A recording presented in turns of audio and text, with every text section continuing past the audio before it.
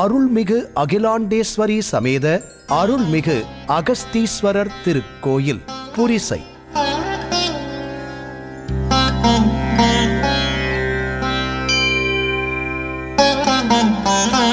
சுந்தரமூர்த்தி சுவாமிகள் தேவார வைப்புத் தலமாக பாடிய திருக்கோயில். வந்தவாசிக்கும் செய்யாருக்கும் இடையே அமைந்துள்ளது புரிசை கிராமம். செய்யாறிலிருந்து 10 கிலோமீட்டர் தொலைவிலும் சென்னையிலிருந்து 105 கிலோமீட்டர் தொலைவிலும் உள்ளது புரிசை என்ற அழகிய ஊர். புரிசை என்ற சொல்லுக்கு அரண், கோட்டை, அகழி சார்ந்த இடம் என பொருள் கொள்வர். புரிசை என்றால் அழகு என்று சொல்வோரும் உண்டு. புரி இந்திரபுரி, குபேரபுரி போன்றது. எப்படி இருப்பினும் வந்தவாசிக்கு அருகே புரிசை கிராமம் ஒரு காலத்தில் கோட்டையும் அரணும் அகழியும் கொண்டு இருந்தது. வந்தவாசியின் சரித்திர வரலாறு இதை தெரிவிக்கிறது. இன்று எங்கு பார்த்தாலும் பசுமையான வயல்வெளிகள் புரிசையில் அமைந்துள்ளன. மிகப்பெரிய ஏரி, பசுமையான வயல்வெளிகள், இயற்கையாக நம்மை மகிழ்விக்கும் தென்றல் என மனதை கொள்ளை கொள்ளும் அழகுடைய கிராமம் புரிசை என்பதில் இருவேறு கருத்துக்களுக்கு இடமில்லை. ஒரு காலத்தில் வேத பண்டிதர்கள் நிறைந்த அக்ரஹாரம். இன்று ஆன்றோர், சான்றோர் மற்றும் இசைக்கலைஞர்கள், மிகப்பெரிய விருதுகளை பெற்ற கூத்து கலைஞர்கள் வாழும் ஊர். கிராமத்தின் இயற்கை அழகில் மனம் பூரித்து நிற்கும் புரிசை கிராமம். ஊரின் நடுவில் அமைந்துள்ள கோயில். ஆலய நுழைவாயில் 3 நிலை கொண்ட ராஜகோபுரத்தை உடையது.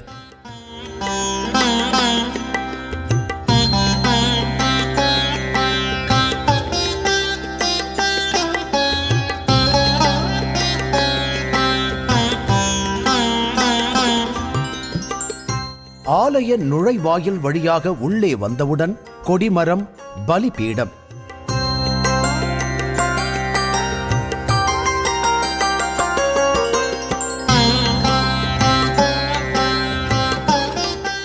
நந்திதேவர் சாளரவாயில் வழியாக இறைவனை தரிசித்துக் கொண்டிருக்கிறார். சிவ சிவ எனும் சிவ நாமத்தை தாங்கியவாறு அமைந்த கருவறை.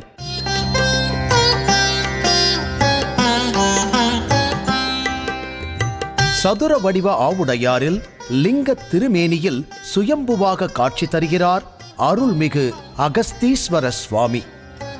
பழங்கால கல்வெட்டுக்கள் காண கிடைக்கிறது.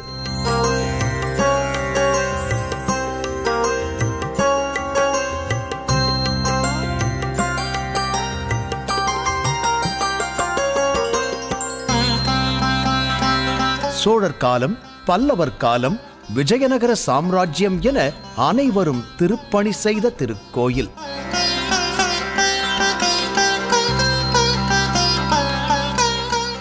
மூலவர் காட்சியளிக்கும் கருவறை மண்டபத்தை சுற்றி 63 நாயன்மார்கள் சிவபூஜை செய்வது. அவர்களுடைய வாழ்க்கை வரலாற்றை கண் முன்னே மிக தத்ரூபமாக காண்பிக்கும் சிற்பங்கள் அழகுற காட்சியளிக்கின்றன. அதிலும் ஒவ்வொரு நாயன்மார்கள் பெயரும், அவர்களுக்கு இறைவன் செய்த திருவிளையாடல்கள் என அனைத்து விவரங்களையும் நாம் அறிந்து கொள்ளும் விதமாக அமைக்கப் பெற்றிருக்கிறது.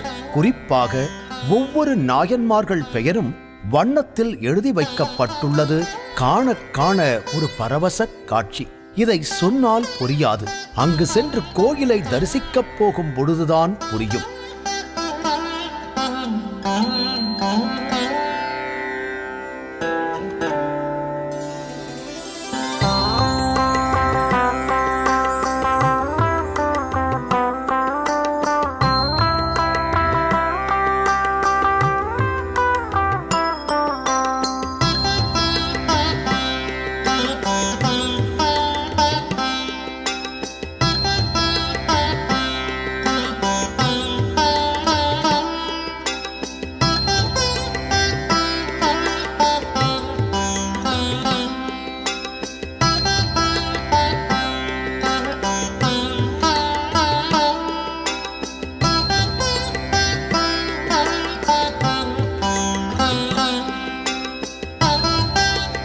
மேலும் பார்வதியார் தவம் செய்தல், காமதகனம், திருமண கோலம் ஆகிய சிற்பங்கள் அழகுற அமைந்துள்ளன.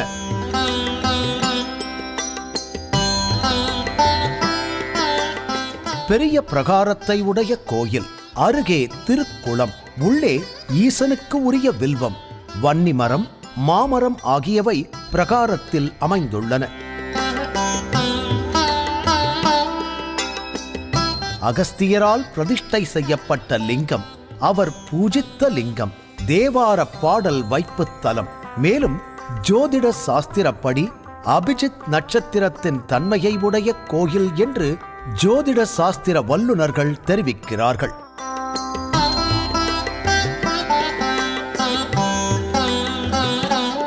இந்த ஆலயத்தின் காலத்தை சரிவர சொல்ல இயலவில்லை.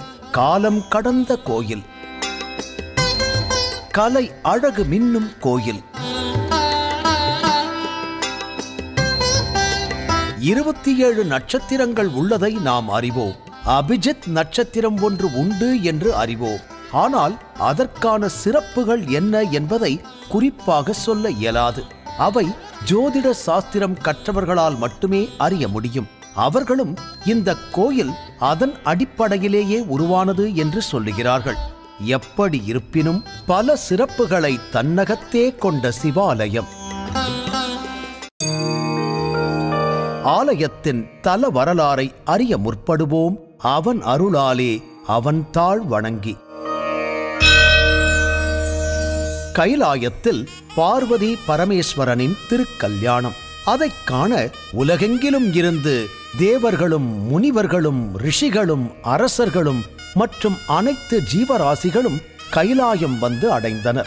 அப்படி ஒரு கூட்டம் பர்வதத்தில் கூடியதால் இமய பர்வதம் கனம் தாங்காமல் சற்றே தாழ்ந்தது. அதனால் தெற்கு உயர்ந்தது. இதை சமநிலைப்படுத்த ஈசனார் அகத்தியரை தென் திசைக்கு பயணம் மேற்கொள் என ஆணையிட்டார். உலகம் சமநிலை பெற வேண்டும் என்ற நோக்கத்துடன். அகத்திய முனிவரோ, இறைவா, காண கிடைக்காத பார்வதி பரமேஸ்வரன் திருமணக் காட்சியை நான் பார்க்க வேண்டாமா? எனக்கு மட்டும் அந்த ஆசை இருக்காதா என வேண்டினார். புன்முறுவலோடு ஈசன் பகின்றார். முனிவரே, தென் திசை நோக்கிச் செல்லும். நீங்கள் விரும்பிய இடத்தில் நாங்கள் உங்களுக்கு திருமண கோலத்தில் காட்சியளிப்போம் என வரம் அருளினார். அதற்கு அகத்தியர், சுவாமி, இந்த காட்சி, இந்த கல்யாண திருக்கோலம் நான் ஒருமுறை தரிசித்து மன நிறைவு அடைவது இல்லை. ஆகவே நான் எங்கெல்லாம் தவம் செய்கிறேனோ அங்கெல்லாம் உங்கள் கல்யாண திருக்கோலத்தை காட்டி அருள வேண்டும் என விண்ணப்பித்தார். இறைவனும் அவ்வாறே ஆகட்டும் என்றார். அகத்திய முனிவர் தென் திசை நோக்கி பயணமானார். தென் தமிழகம் வந்தடைந்தார். புவனம் சமநிலைக்கு திரும்பியது. தமிழகத்திலே உள்ள அழகிய மலைகள், வற்றாத நதி, இது போன்ற இடங்களிலெல்லாம் அமர்ந்து சர்வேஸ்வரனை தியானித்து மலைகளில் பாவனையுடனும் ஆற்றின் அருகே அமர்ந்து மணலாலும் சிவலிங்கத்தை உருவாக்கி சிவத்தியானம் செய்யத் தொடங்கினார். இறைவனும் தான் சொல்லியவாறு முனிவருக்கு தன்னுடைய திருமண கோலத்தை காட்டி அருள் செய்தார். அத்துடன் அகத்திய முனிவரால் பிரதிஷ்டை செய்த சிவலிங்கத்திற்கு முனிவரின் பெயராலே அகஸ்தீஸ்வரர் என்ற பெயரால் அழைக்கும்படியும் ஈசன் அருள் செய்தார்.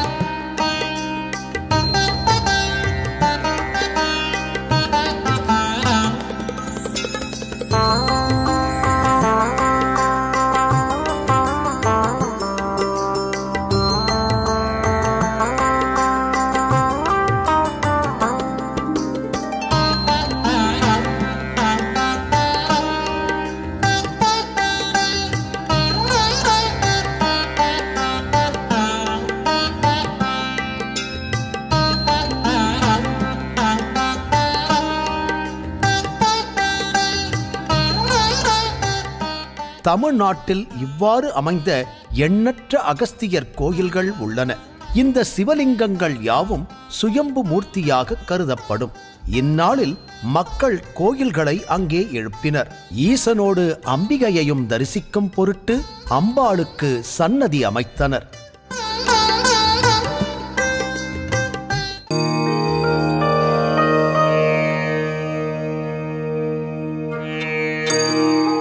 சிவஸ்வரூபமாகிய ஸ்ரீ தட்சிணாமூர்த்தி, குமாரர்களாகிய கணபதி, வள்ளி தெய்வானை சுப்பிரமணிய சுவாமி, பைரவர் மற்றும் ஈஸ்வர பட்டம் பெற்ற சண்டிகேஸ்வரர் ஆகியோருக்கு சன்னதி அமைத்து வழிபடுவதை வழக்கமாக கொண்டனர். இந்த அமைப்புகளெல்லாம் ஒன்று சேர அமையப்பட்ட திருக்கோயில்தான் புரிசை அகஸ்தீஸ்வரர் கோயில். அம்பிகையின் திருநாமம் ஸ்ரீ அகிலாண்டேஸ்வரி. அகிலம் முழுவதையும் அடக்கியாளும், அனைவரையும் குழந்தைகளாகவே பார்க்கும் தாய் அகிலாண்டேஸ்வரி.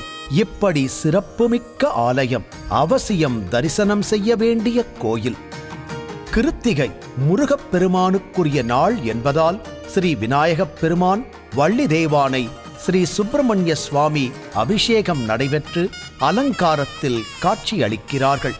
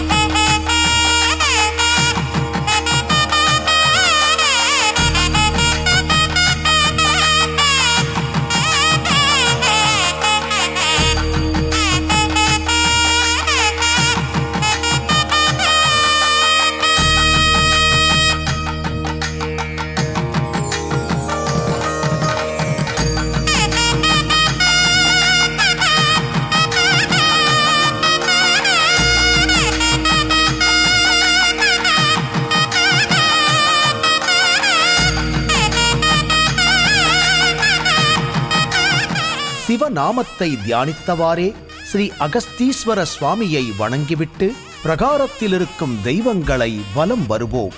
அம்பாள் ஸ்ரீ அகிலாண்டேஸ்வரி அருள் புரிகிறார்.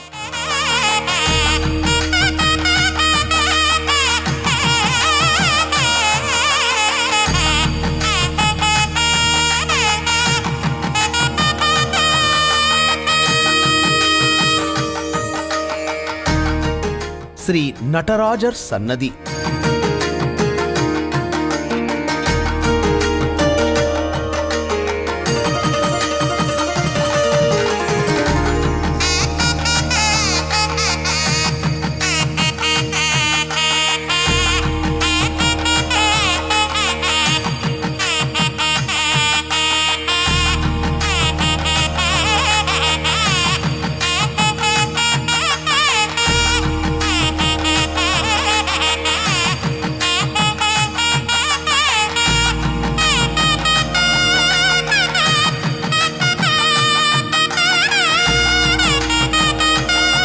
ஸ்ரீ சூரியன் நவக்கிரக மண்டபம். கருவறை கோஷ்டத்தில் அருள்மிகு துர்க்கை, ஸ்ரீ பிரம்மா, ஸ்ரீ மகாவிஷ்ணு, ஸ்ரீ தட்சிணாமூர்த்தி, ஸ்ரீ விநாயகர், நால்வர் மேடை.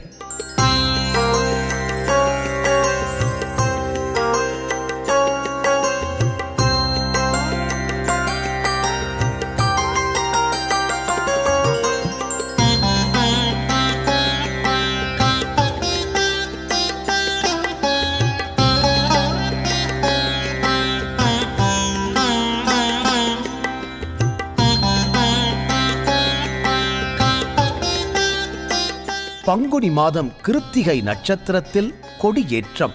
முதல் 3 நாட்கள் விநாயகப் பெருமானுக்கு. மொத்தம் 10 நாட்களில் திருவிழா விமர்சையாக நடைபெறும். சிறப்பு அலங்காரம், அன்னதானம், சுவாமி திருவீதி உலா, ஸ்ரீ நடராஜ பெருமாள் ஆருத்ரா தரிசனம், வருடத்தில் 6 நாட்கள் சிறப்பு வழிபாடு, தைத்திங்கள் முதல் நாள் உற்சவம், அத்துடன் இந்த ஆலயத்தில் அருள் புரியும் தெய்வங்களுக்கு உரிய சிறப்பு நாட்கள் அனைத்தும் மிக விமர்சையாக கொண்டாடப்படுகிறது. ஊர் மக்கள் அனைவரும் ஒன்று சேர்ந்து லட்ச தீபம் ஏற்றி இறைவனை வழிபடுவதை காண முடிகிறது.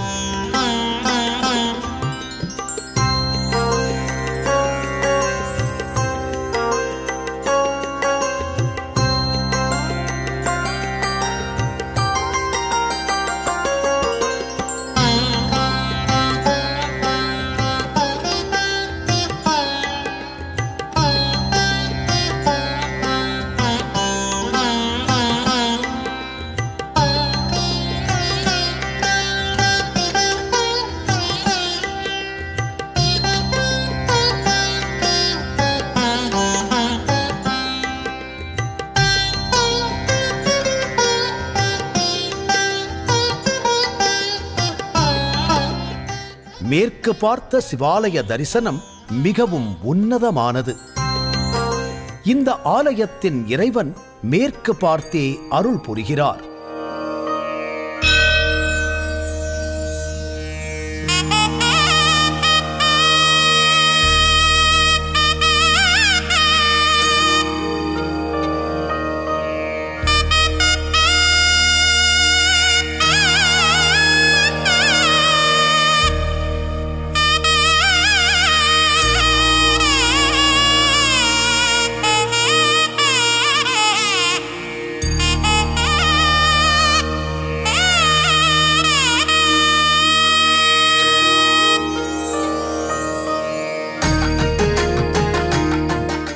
மேலும் ஒரு சிறப்பு, இந்த ஆலய திருக்குளத்தில் கோயிலின் ராஜகோபுரமும் சுவாமி விமானங்களும் நீரில் பிரதிபலிக்கும்.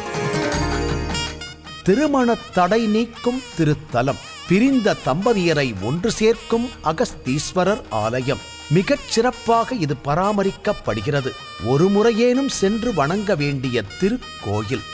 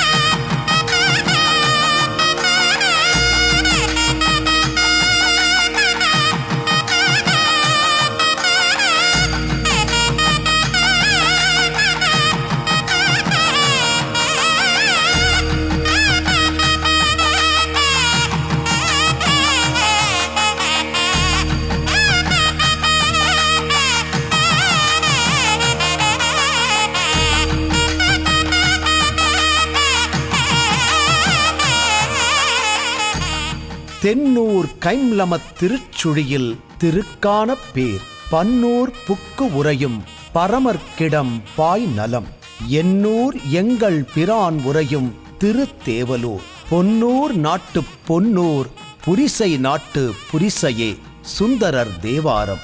ஆலய தரிசனம் காண்போம். ஸ்ரீ அகஸ்தீஸ்வர சுவாமி அருள் அனைவருக்கும் கிடைக்க வேண்டும் என்று மனதார பிரார்த்திப்போம். ஓம் நம சிவாய.